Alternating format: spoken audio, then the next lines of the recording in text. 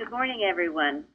We welcome you to our Bible study from the Plainfield Christian Science Church Independent, Plainfield, New Jersey, the United States of America. This morning it is Saturday, April 15th, 2017, and our moderator is Amanda from Missouri. Thank you, Amanda. Thank you. To start this morning, I'll read from Miscellany by Mary Baker Eddy. Jesus gave his disciples, students, power over all manner of diseases, and the Bible was written in order that all peoples in all ages should have the same opportunity to become students of the Christ, truth, and thus become God-endued with power, knowledge of divine law, and with signs following. Jesus declared that his teaching and practice would remain, even as it did, for them also which shall believe on me through their word. This glad Easter morning witnesses a risen Savior, a higher human sense of life and love which wipes away all tears. With grave clothes laid aside, Christ, truth, has come forth from the tomb of the past, clad in immortality. The sepulchres give up their dead. Spirit is saying unto matter, I am not there, am not within you. Behold the place where they laid me, but human thought has risen. Mortality's thick gloom is pierced. The stone is rolled away. Death has lost its sting, and the grave its victory. Immortal courage fills the human breast and lights the living way of life. Thank you. That's beautiful. Perfect. Yes. And I believe that was from an address to a branch church in Atlanta. I don't know that it was dated specifically in Miscellany, but I believe it was sometime in the late 1800s to early 1900s. Well, Florence might know. Florence, do you remember that? Well, sure, I was there. Were you there? I was there. Yeah, Atlanta. Yeah, you're an Atlantic girl. It's beautiful, though, thanks. Yes, certainly very beautiful and appropriate for today. All right, well, shall we go on with the first question? I wanted to read something really quick, if I can, that I came across in Oneness by Bicknell Young. He says, quote, "The book of John is conceded to be the book of great spiritual meaning, especially the 13th to 17th chapters, which are devoted to one subject, the Last Supper. These chapters are of great importance to the students of Christian Science. It is recorded by John that Jesus was teaching his disciples by example and statement the science of God and man. It impresses you with the import of one outstanding idea, the oneness of God and man." I thought that was really beautiful, end quote. And then we have this beautiful statement from Science and Health in our lesson, the first one, that says, quote, "Principle and its idea is one, and this one is God, omnipotent, omniscient, and omnipresent being, and his reflection is man and the universe." And in this article, Oneness, Bicknell Young says reflection is really about man's oneness. And I just wanted to thank the lesson writer for this beautiful lesson, and a lot of John is in it, and just is absolutely just so amazing to me when God works, how he communicates. And here they put it in the lesson, maybe not even knowing this. Beautiful, thank you. Thank you. And it was Gary that wrote the lesson. It was. Oh, thank you. I'm not surprised because he read Oneness, and yes, so it really seeped in there. All of you should be, if you haven't already, been working with that. The time of Doctrine of Atonement, I read it, I listen to it, imbibe it, because it is a powerful article, Bicknell Young's article, Oneness. And that's beautiful what he said about John,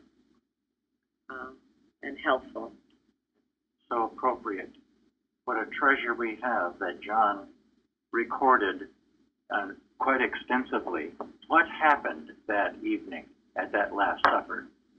He gave us more insight on that particular event than any of the other Gospels. Chapters 13 through 17. Maybe because he was there. Well, he most certainly was Yes. there. The other guys weren't. Well, some of them were, but not. But you see, this is where the states and stages of consciousness. You have some people that get it, who are hearing it and taking it and using it, and there are others who are here, but their heads are somewhere else, and they don't get it. They don't remember anything. So it's up to you how open you're going to be to this truth, because it's pouring forth constantly. Also, I'd like to say that I heard from our friend in Argentina, Teresa, who commented upon this lesson and said that she's been reading it over and over again, how instructive and healing it is. She went on to say, you know, there's something about your lessons. They handle animal magnetism. They do. Thank you. That came from her unsolicited. That's great. True. That's why she's doing such good work in Argentina. Translating. She's had some wonderful healings down there, too. Tremendous people. She's a great worker for the cause. And in every good lesson, the lessons are strong and comforting, but they do handle animal magnetism. If you have a lesson that's all light and flowery and everything is blossoms and roses, you're missing the point. yeah, you've got to have both. And at the same time, if you have one that's all heavy and doom and gloom, and you end up wanting to shoot yourself after you read it, well, that hasn't accomplished its purpose either. It has to be the combination, and always a light touch with the era. You start with the truth, you handle an era, and you end strong with the truth. Okay. I'd also like to say about lessons that do handle animal magnetism, like ours do. It's in obedience to our leader, Mary Baker Eddy, who instructed her students to do that and to teach their students to do so. Otherwise, they are left undefended. That's cruel. It is. Yep. Okay, You have to Amanda. put that lesson, that chapter in there to feel for it to feel complete. So, how important it is. Yes. And you know, every lesson we have in study, you should have a higher understanding of God and the truth. If you're working properly, if you're studying it properly, if you're contributing to the forum, if you're part of things, coming to the Bible study, the round table, and then as we've talked about, the Sunday service is this big crescendo of the week that we've been using these truths, working with them, living with them. And what better thing is there to do? You want to just get involved in the worldly things? Well, have fun. Because you won't. Not satisfying. It's not At all. satisfying, no. It might make you feel okay for a couple hours, perhaps, just that long. But it's A fake fun, that's all. that's it. Like eating too much sugar. You get a big rise and then you collapse. Okay. Ready? Yeah. Okay. Alrighty. Question 1 picks up at the end of John 17. What did Jesus do just before he crossed the brook Cedron into the garden? So Bruce can read it. Yes, I'd love to. O righteous Father, the world hath not known thee, but I have known thee, and these have known that thou hast sent me. And I have declared unto them thy name, and will declare it, that the love wherewith thou hast loved me may be in them, and I in them.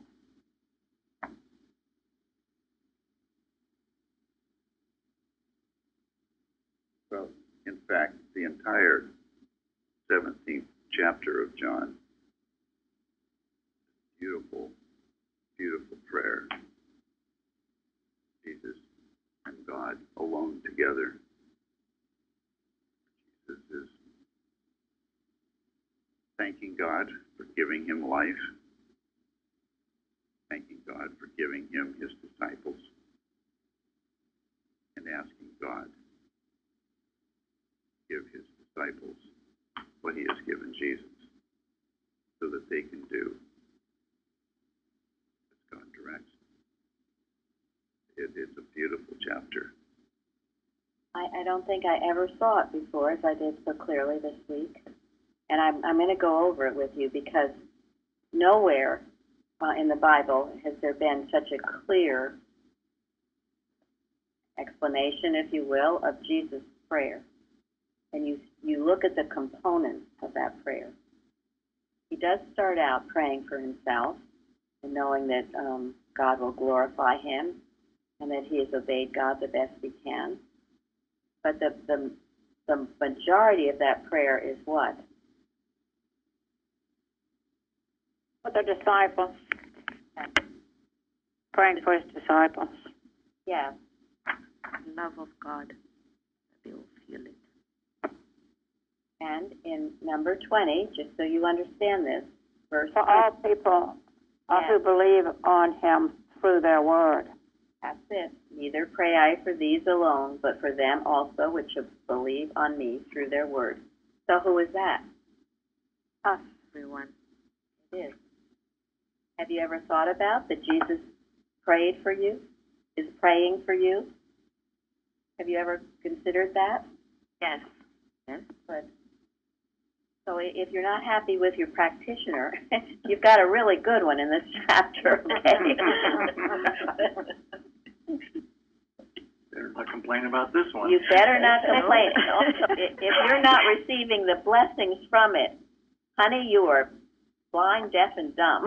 That's what I'll call you, because you are. That's the dull disciple.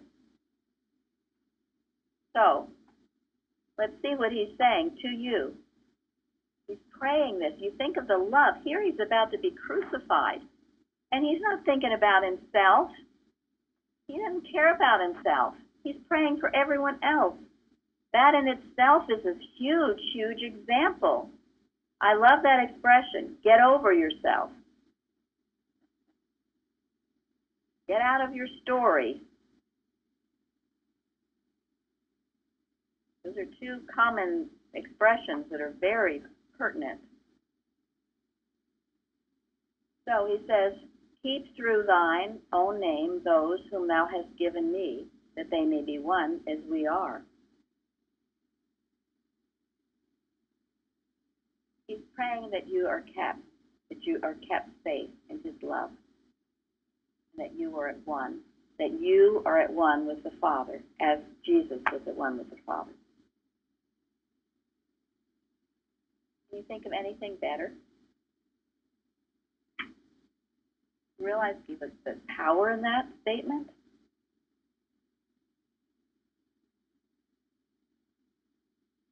Then I have kept them in thy name.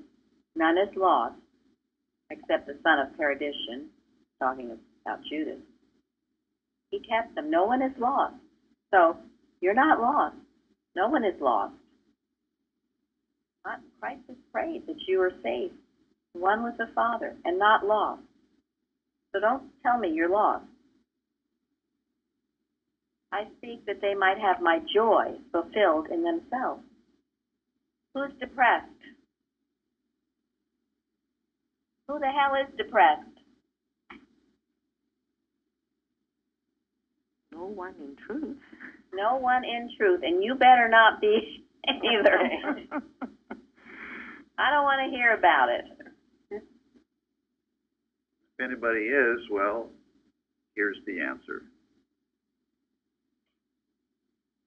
His joy is yours.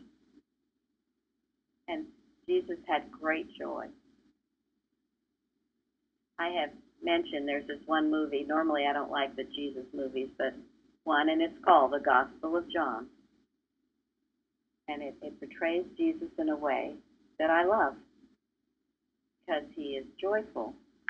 He's loving. Even when he speaks to the Pharisees, it's like, come on, guys, wake up. You don't have to be this way. He does it with this joy in him and this love. And yet, when he whips the the money changers out of the temple. There's strength and power. But he's not this, otherworldly being that has a weird persona. It's very beautifully done. This actor, whom I never can remember his name, but I don't. Henry something, I think.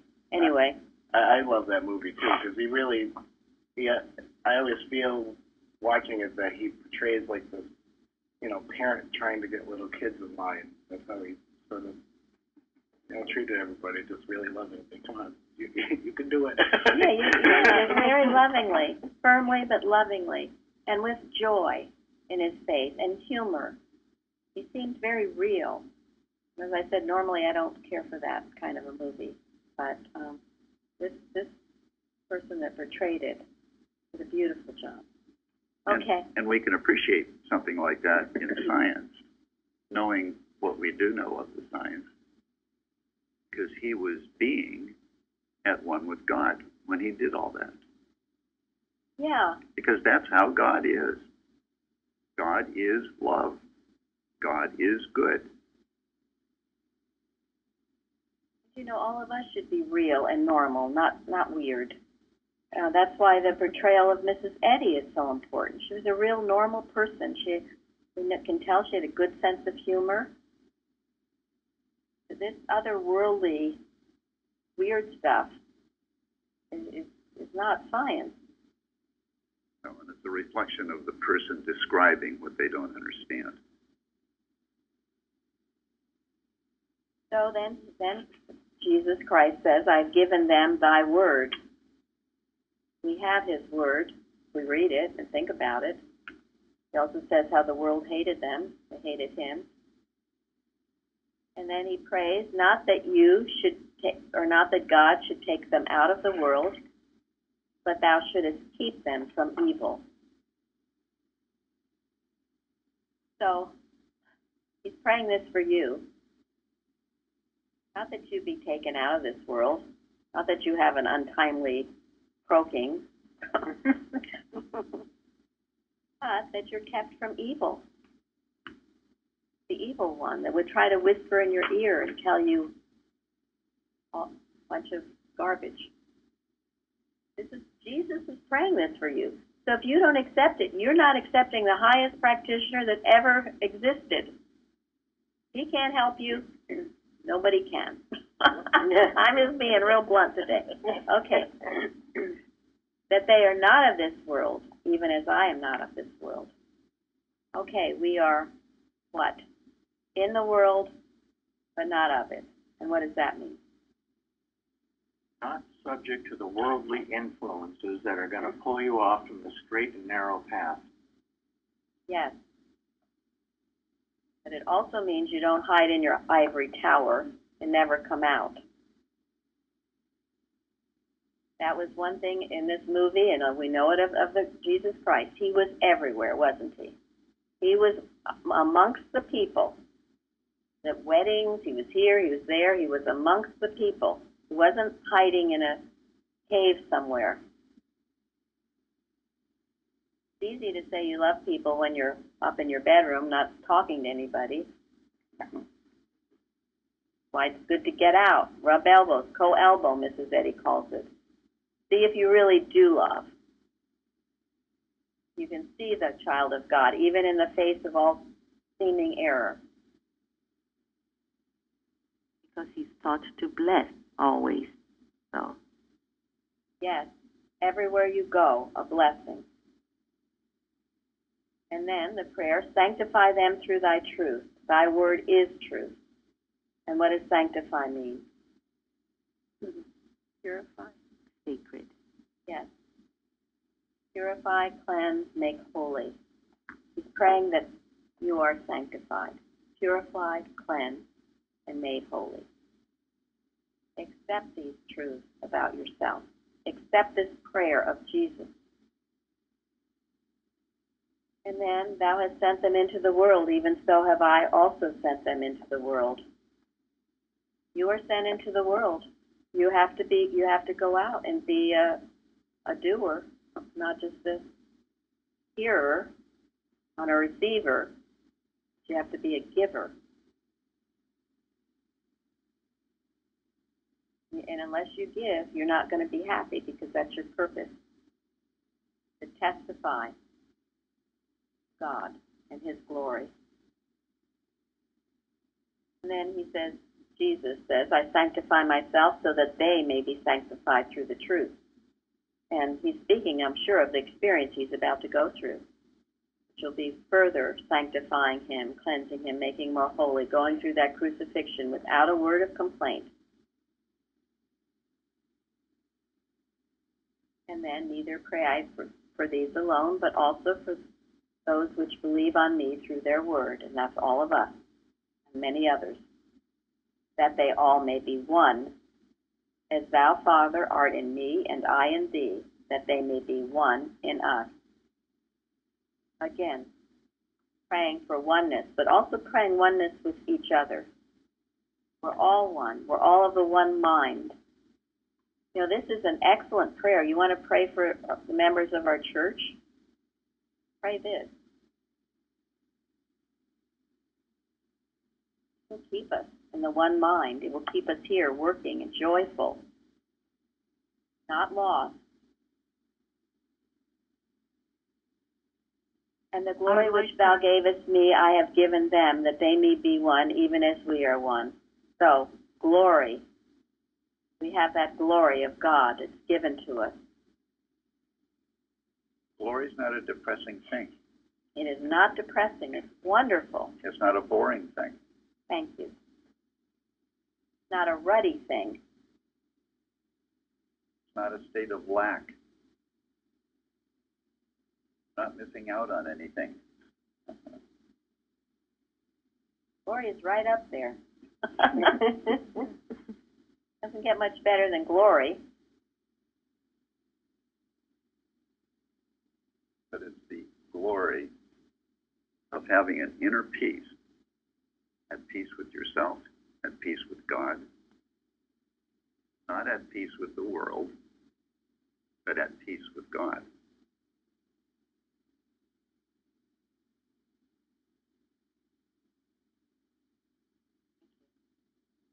Then I in them, and thou in me, that they may be made perfect in one, and that the world may know that thou hast sent me, and hast loved them, and thou hast loved me. Made perfect in this oneness. That's the only way to be perfect. We've talked about this before. You can't humanly beat yourself to try to make things perfect. It's only when you are reflecting, or as Linda read, the oneness with God, that things will be made perfect. In a beautiful way, not in some rigid, there's no rigidness to this. It's beautiful, just like a perfect, we walked in today and saw these perfect daffodils.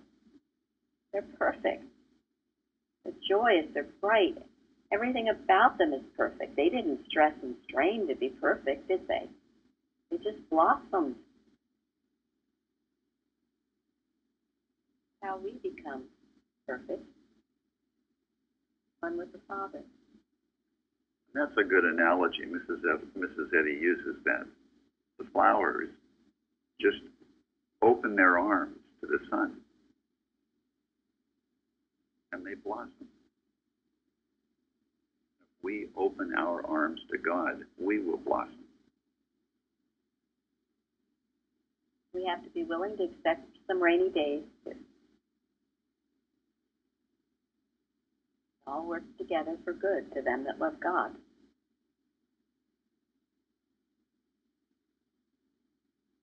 In the rain blesses, though.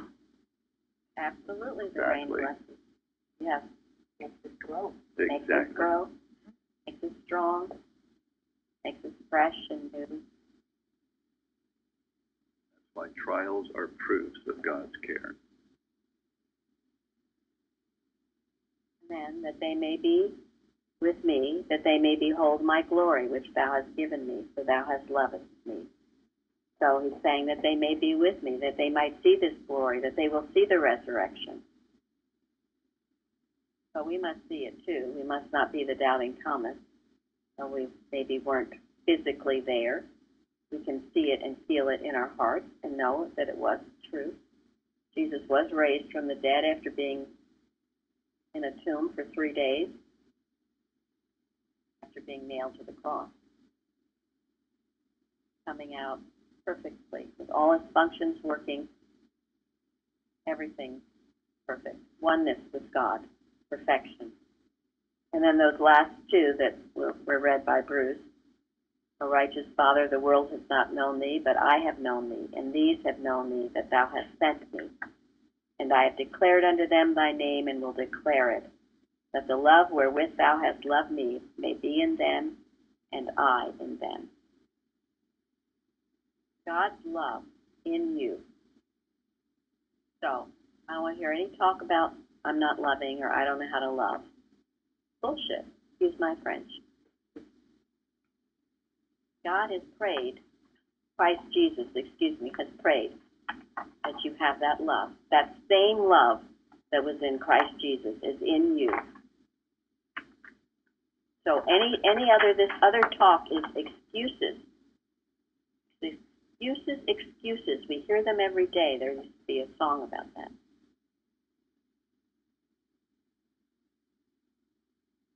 You have, this is a tremendous prayer. Pray it absolutely for yourself. Pray it for all of those in this church. Pray it for the world. Pray it for those you love. It's a perfect, complete, pure prayer of our Lord and Master, Christ Jesus. And thank him today and for the rest of your days that he has done this for you. And I guarantee you, if you do that, you will never be depressed, you will never be lonely, you will never lack love in your life, you will have all good things. How could you not?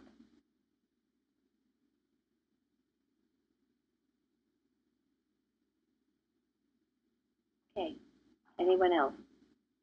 He did cross that brook. Yes, thanks. And that's what stood out to me a lot for some reason with this. I just never really paid much attention to the beginning of John 18, which is when he crosses over the brook Cedron, but John specifically names the brook, and one of the definitions of it is the black torrent flowing through the ravine below the eastern wall of Jerusalem, and it's referenced, of course, earlier in the Old Testament when David passed over the same brook when he was fleeing from Absalom. And a lot of the commentaries I read picked up that when he crossed the brook, this brook, it was viewed as an abandonment of his territory. He had essentially moved on of what he had to give up, and it stopped me really. Jesus in John, he just delivers this beautiful prayer, and then he humbly crosses over this brook, knowing what it represents and knowing what he's about to do, and he just brings the disciples with him and moves forward, moves right across it into the garden. That's beautiful. Thank you, Amanda. So touching. What I read was that Cedron means to cross over voluntarily. Thank you. He willingly obeyed God's command, didn't he?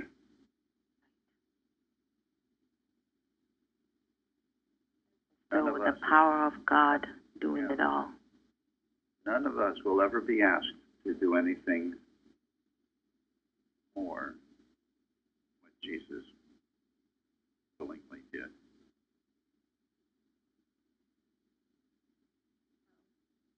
There was a sermon that I found from Charles Spurgeon, and it's called "The King Passing Over Cedron," or Kidron. I guess he uses the Greek spelling, but he says, "Lastly, just this gentle word to any of you who may at this time be greatly suffering. The King himself also passed over the brook Kidron.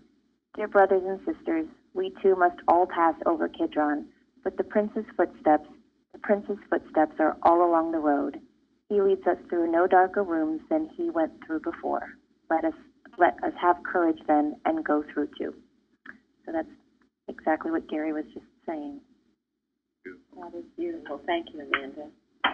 Spurgeon has written some wonderful things.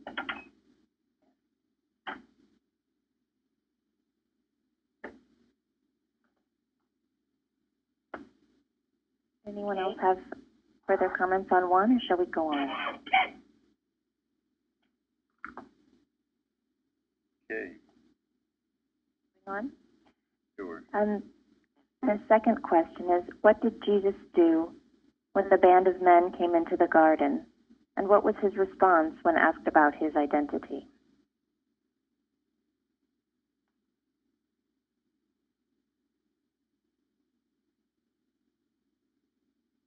Let's have some new folks. He said, "It is I." He acknowledged his identity. Well, first of all, he didn't wait around for them, did he? He asked whom seek ye. Yeah, he asked them, why are you here? Who do you want? Well, knowing what the answer was going to be.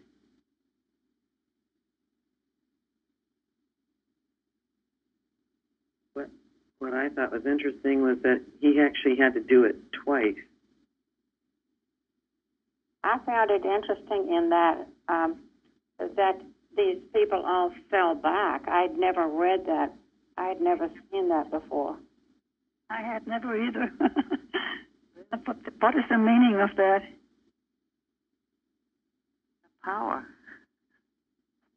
Well, I mean, he overwhelmed them just by standing there and confronting them.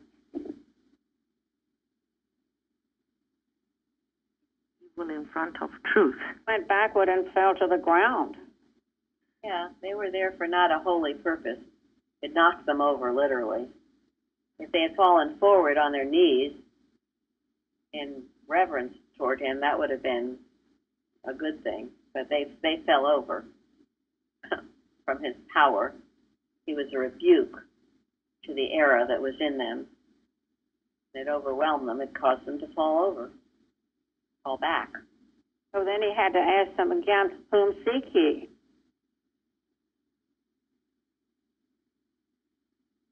Can you imagine what it must have been like to be in the presence of the Christ at that moment?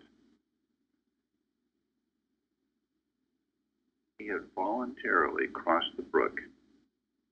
He had voluntarily willing to go through with this to prove to all mankind who and what God is, and that life is eternal, that it is spiritual, not material.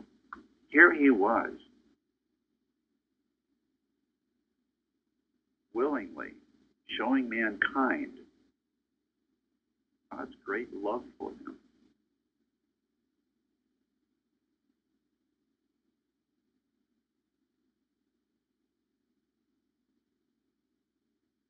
That power was so overwhelming. It should still be overwhelming to us. And instead of falling backward, we should fall forward on our knees, reverence to that power.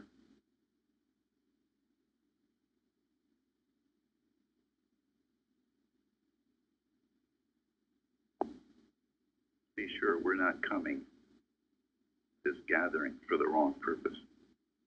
And nobody is, of course. But human mind is a killer.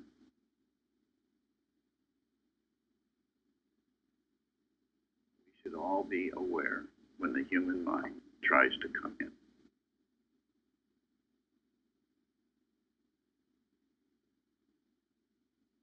Thought it was interesting. Sorry. We should be as willing as Jesus was. Do whatever we have to do.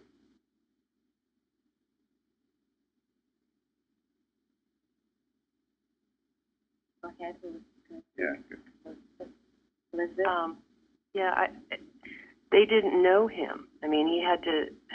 Even Judas didn't know him, and here he was at supper with Christ, and now he shows the different company he was in, that he just was so in the human mind. Yeah. I'm sure this Christ was in such a holy state, such an elevated state. It would only take spiritual sense to recognize who he was and is. They were definitely in the human mind with the wrong motive, wicked motive.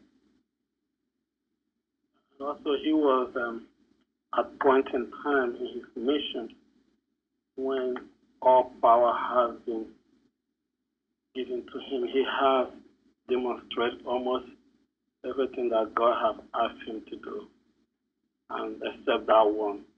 I mean, he was eager to do that demonstration. I mean, he was in a point in his life where so much power has been given to him. And he has overcome almost everything at that point. So I would be surprised if nobody fought for backward.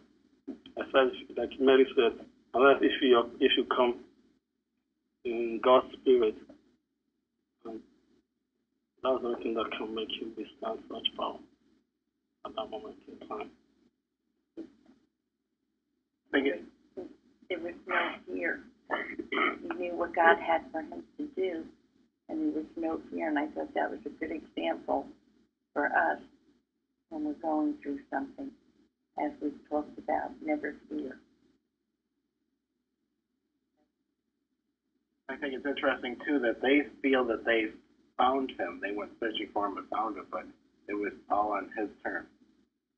Thank you. He wasn't unaware of anything. Very good. Everything he did, it was all on his terms. Remember that. They never fooled him. They never tricked him. He was always, it was the authority of the Christ that he moved. And we must demonstrate that in our own lives too. Always on our terms. We are not manipulated by others. We don't bow down to what others want us to do. It's always what God would have us do. We move and operate with that authority of Christ. Let us say we are master of the occasion. Yes, very good. The master of the occasion, always, wherever you go. You hold that and you imbibe that about yourself. Master of the occasion. A very good article about that. I don't remember where it is or who wrote it, called Radiation and Absorption.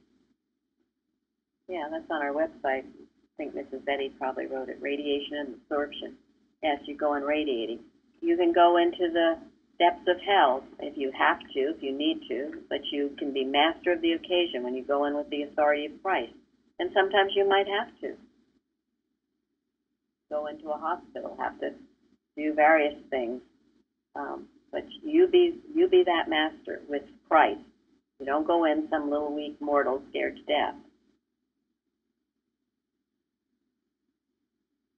And Jesus still was just thinking of others, not himself. He said, "Ye seek me, let these go their way," so that the saying was fulfilled, "I have lost none." Going back to his prayer that we talked about. Always considering others. Wanted them to be safe. I was thinking about him, like somebody said earlier, him going forward, even knowing very well what it means by going that forward and then I'm here that you are looking for. Even though it means it's going to be taken by these people and he's going to be tortured and then eventually be crucified, but he was willing, eager to do so, to go forward, even when Peter was trying to stop that by striking somebody with one of them with his sword. He asked him, I think he said, "Then said Jesus unto Peter, put up thy sword into the sheath," right? Sheath. Sheath, thank you. "The cup which my Father has given me, that I not drink it." He was willing to take on that suffering, which is contrary to today. People, even some Christians, a lot of people refuse to be Christian for that reason, because they were not willing for this sacrifice, this suffering that comes with it. Because being a Christian or a follower of Christ means you will suffer for Christ's sake. Not for wrong reason, but for good reason, for the sake of Christ. Even the disciples, every one of them, drink this cup. And he promised them that you will drink it if you want to follow me. And the same promise goes to all of us today. Why a selfish person can't be a Christian. But remember, God gives you everything you need to overcome. And sometimes your greatest growth comes under persecution. No one wants it, and everyone tries to avoid it, but that's when you're on your knees. It's just you and God. And that's when you'll truly grow, and you will prove to be victorious over it, as Jesus was, as many others were, not in that extent as the Christ, but as Mrs. Eddy was. And Mrs. Evans talked about her own persecution. I mean, yes. She said that a lot of times. And that. I found this in Collectania by Mrs. Eddy that I found very helpful, where Mrs. Eddy says, "Keep the joy of Christian Science and a well-grounded and boundless hope in your success. Remember, as truth progresses, error grows more subtle and aggressive, but it does not become something. It always remains an illusion and is always met and destroyed with the understanding love is the only power." During this Easter week, this is so helpful to me because sometimes we do feel like we're bowing our heads. You feel the Antichrist. But she's telling to keep your joy, your well-grounded understanding, and knowing that it will be successful. We read in this week's lesson, Jesus' real agony was the fact that no one understood what he did, and maybe it would all be lost. It was Mrs. Eddy's agony. But that is not what happened. It is not lost. And we must never forget this and keep our joy and knowing it will be successful, and also keep your love. Why Mrs. Eddy said to bleed sweetly. Once you lose your love, you might as well just pack it up, yes. So when you start to feel loveless, remember that Jesus prayed in that prayer that you would have the same love that he had in his heart, the love that God gave him. You have that love. You claim that love. Your love, your joy, your gratitude. Don't lose those things.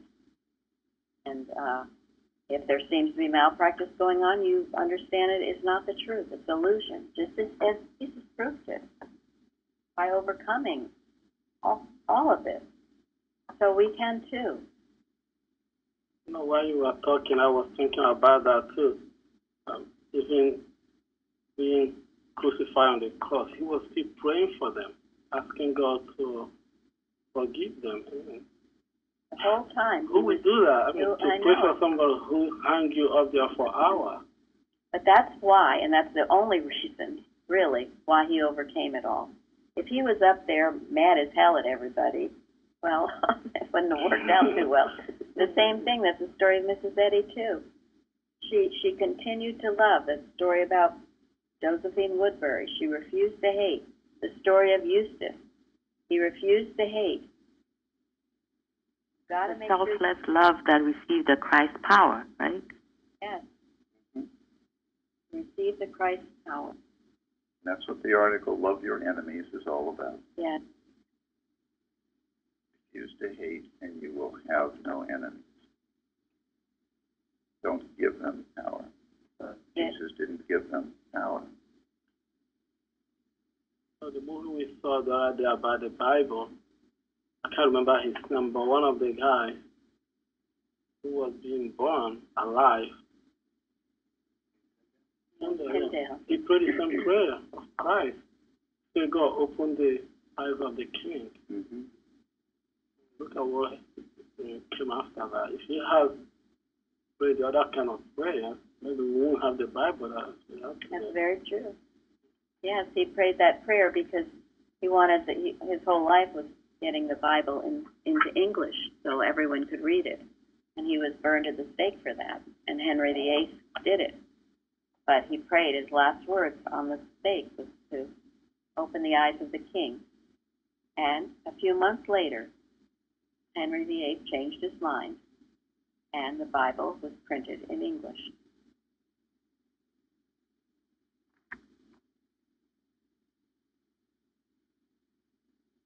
We're not being asked to do nearly as much as what we're talking about. So that's why we, little complaints, forget about it, okay? I don't want to hear it. Yeah. Let's try being crucified. Then maybe I'll listen to your complaint.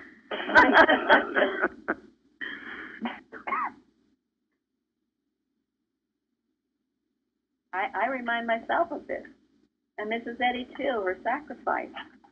If I start feeling grumbly, where do any of us have to complain about? In comparison, nothing. Zippo. Don't ever let the devil think that you do. That's how it gets you. Aha. So, anyone else on that one?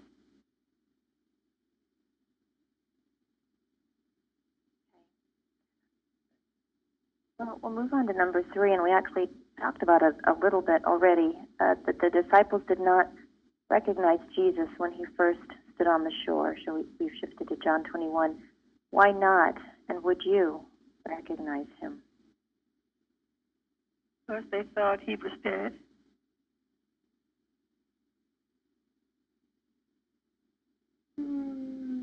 They didn't expect to see him again. I think it's the doubting that clouds the thought. You can't see. Just like when you're doubting that Christian Science heals or anything, you have a hard time seeing that the error is a lie. You can't see clearly. Very good. Exactly. Question, would you? That is an enormous question. A perpetual question. Will you recognize the Christ? Today's day and age and practical part of our everyday life, our expectation about what we're seeing. When God gives us something that's in front of our eyes, will we recognize it as such? It's an enormous question. I was thinking that too when I saw that question, because I never had that question asked to me before. But I was thinking about that. Jesus Christ may not be here today, but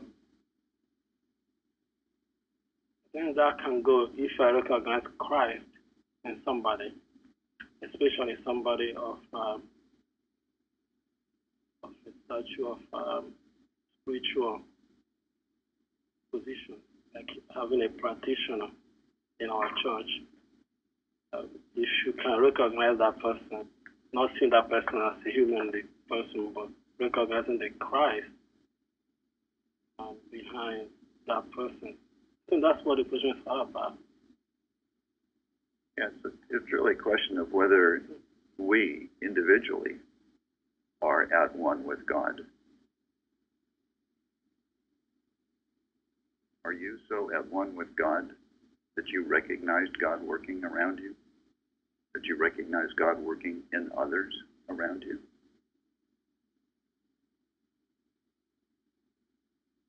They were, they think of what had just happened here. This was a hot time. Rome was it was a wicked political organization. They were still under huge threat. Their lives were still at risk. If they spoke up at all in support of Jesus or the Christ, it was a hot time. They thought that Jesus was gone. They were discouraged. Even though he did say to meet him there, Galilee. Yeah. I think it's a state of thought. It has to be. Absolutely. Because there was one who did recognize him. Who's that? John. John? Beloved disciple, as he mentions a few times in this chapter. He saw him because he had the love, spiritual sense. And this is an ongoing question you ask yourself. Are you seeing the Christ? Every time you deny the Christ, every time you think you're depressed, every time you think you're this, that, or the next thing, you're denying the Christ. Anytime you think that you don't have something that you need, deny the Christ.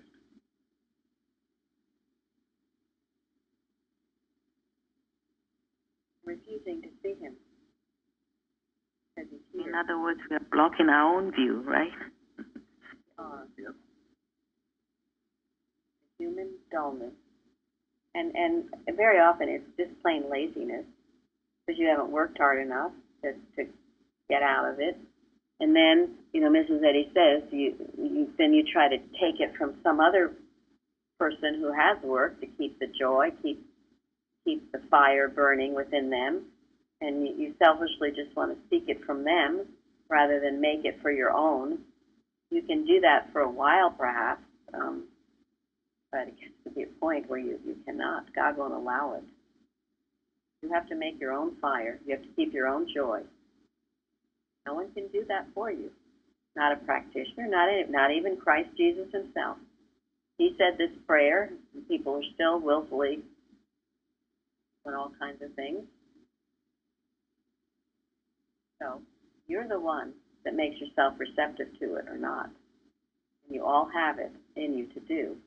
Mrs. Eddy said nothing can prevent that power that's operating in you. Only your own ingratitude.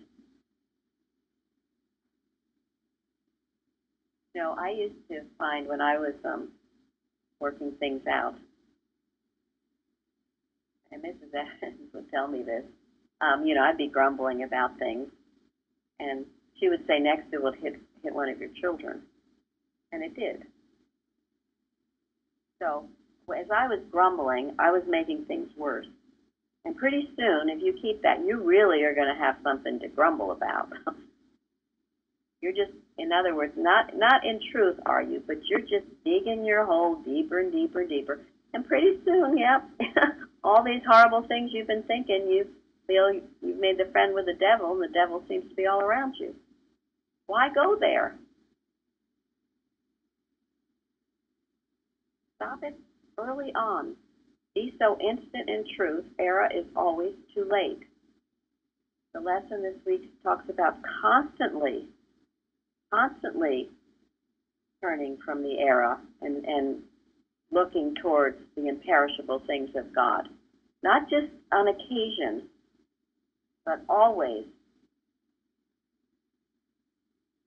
You will prevent so much because this science is curative, it's preventative as well as curative. And Martha Wilcox has said that preventing a problem to happen in the first place is the greater work. And in thinking about it, what else could be greater than not to have anything happen in the first place?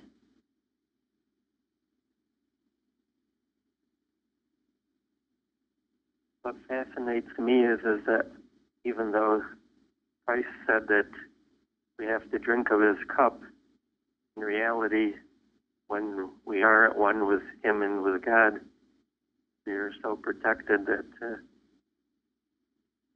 those things can't touch us. But it still fascinates me also that without the support and constant reminders from Plainfield, still be a lot further behind than I am now. So I really appreciate all this. You're always so grateful, Mike. Thank you. Yeah, no, it's a good point, Mike, because we need never fear the cup. There are so many people around who claim to be Christian Scientists who are so darned afraid of drinking the cup.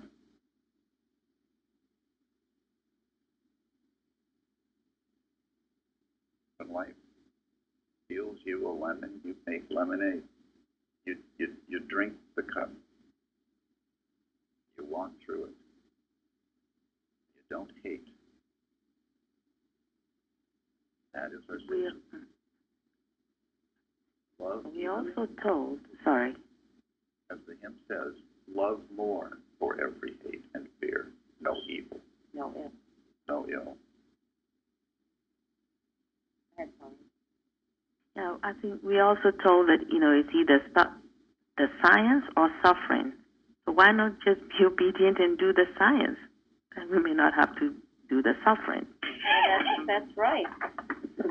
That is right. Mrs. Evans would quote that, and then she said that most people seem to take the suffering way, including herself.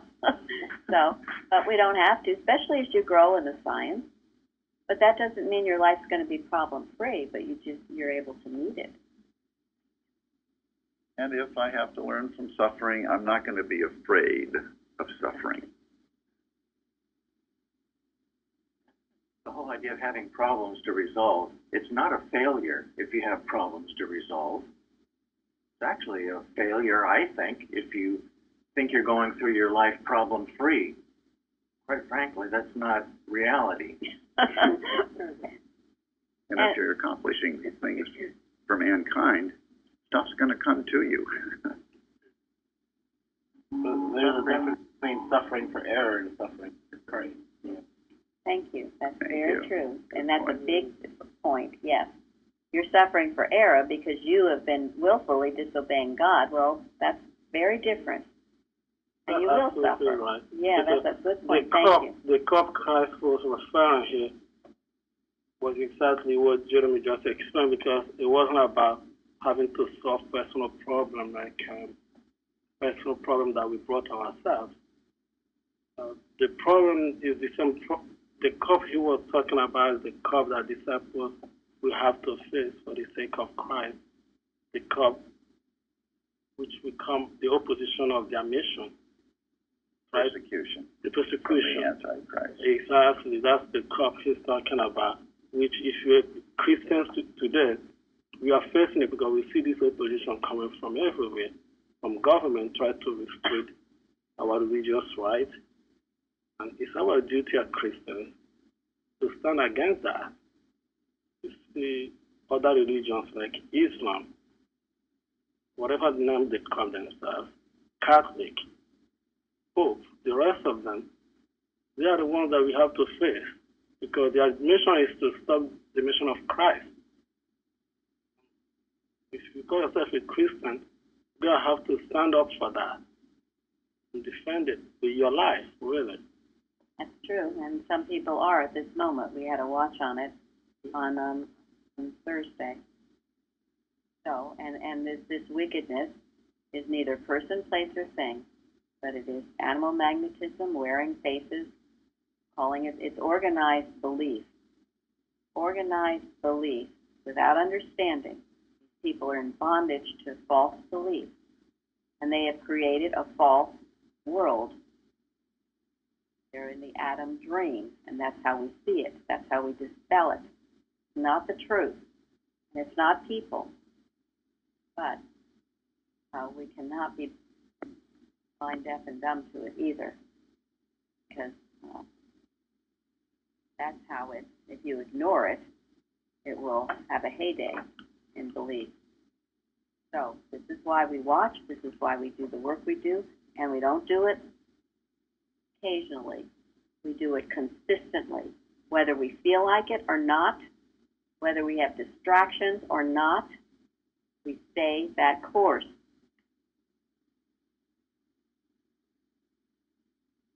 You know, there's a article in Miscellaneous Writing called "Thy Will Be Done."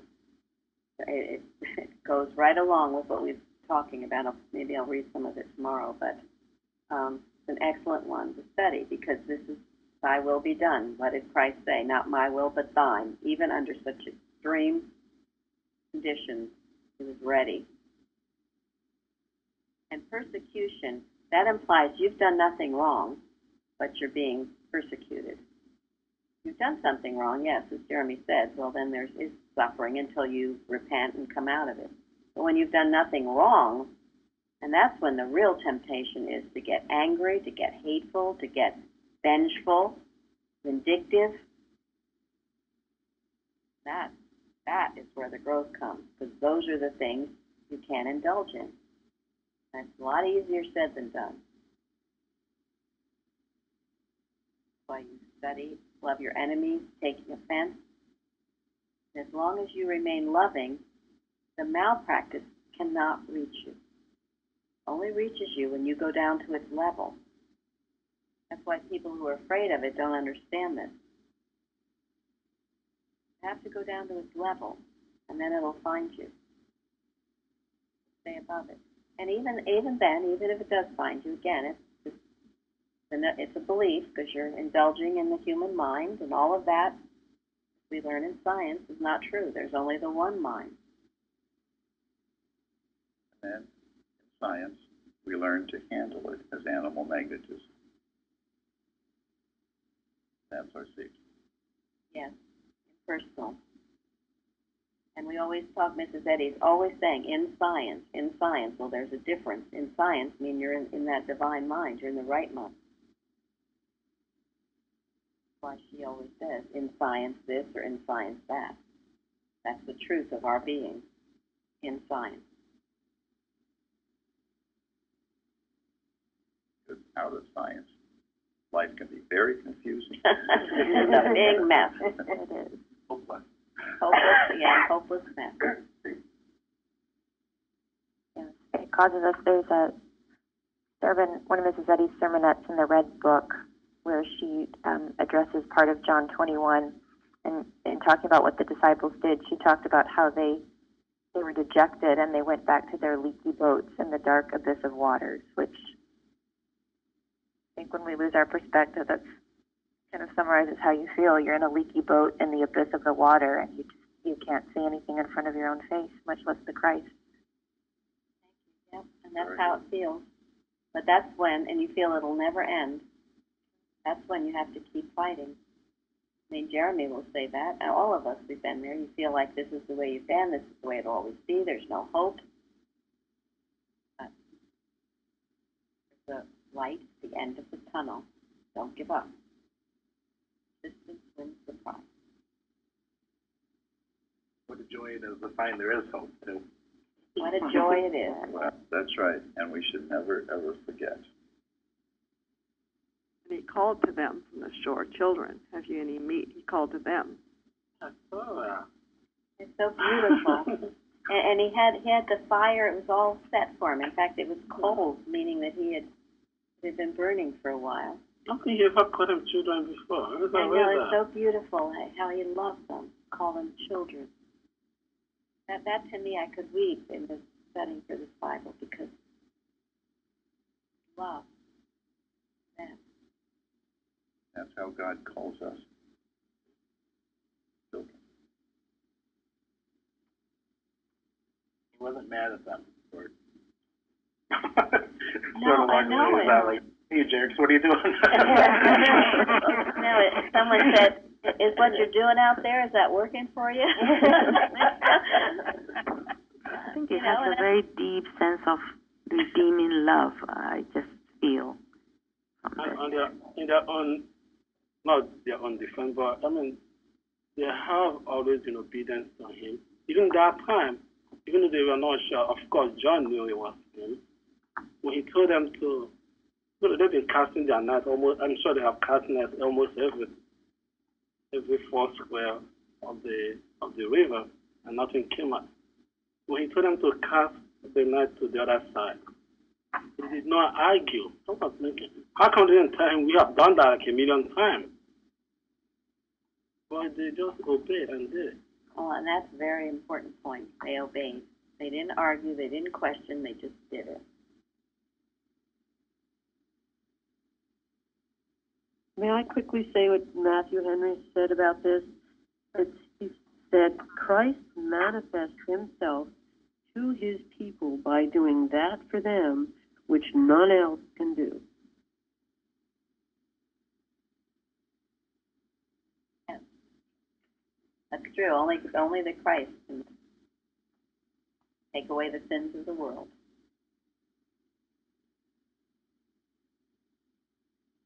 Oh, well, it's past 11. We have One more question. I'm sure we can cover this tomorrow at the round table. So you can be prepared again, Amanda. But this is such a holy, we're treading such holy ground. Wonderful to have this time. Thank you all so much. Thank you, Thank Amanda. you. Amanda. Thank you, everybody.